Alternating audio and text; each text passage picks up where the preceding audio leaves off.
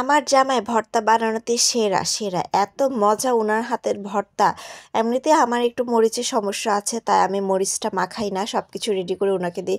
উনি অলওয়েজ ভর্তাটা মাখায়, কিন্তু সবার হাতের ভর্তা মাখানো কিন্তু আসলে ভালো হয় না। দেখেন কি সুন্দর করে ভর্তাটাকে মাখাচ্ছে। মাখানোর উপরেও কিন্তু ভর্তার টেস্ট অনেকটাই নির্ভর করে। আর শুধু এই ভর্তা না, যে কোনো ভর্তা, আমড়ার ভর্তা, বড়ইয়ের ভর্তা, তেঁতুলের ভর্তা, জলপাইয়ের ভর্তা, যে কোনো ভর্তাই আমার জামাই বিয়ের আগে থেকেই বানাতে পারদর্শী। খুব সুন্দর করে ভর্তা বানায় উনি।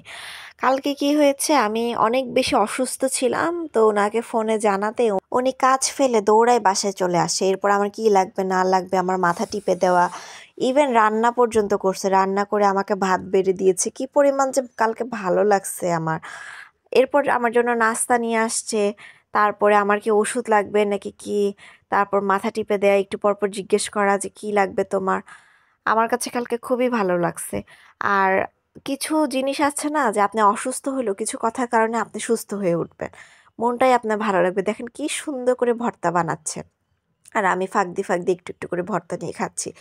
সবসময় জামাইকে ভালোবাসি, জামাই দীর্ঘায়ু কামনা করি, সুস্থতা কামনা করি। আল্লাহ যেন আমার স্বামীকে সুস্থতা দান করেন, দীর্ঘ আয়ু দান করেন, সব রকমের বিপদ আপদ রোগ থেকে দূরে রাখেন, এই কামনা করি। আর জামাইয়ের আগে যেন মরতে পারি, এই দোয়াই করি।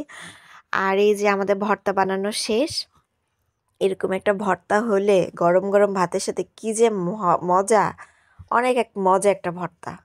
উফ, জিভে পানি চলে আসতেছে। এরকম একটা ভর্তা দেখে মনে হচ্ছে ছবি থেকে নিয়ে আরো এক চামচ খেয়ে ফেলি।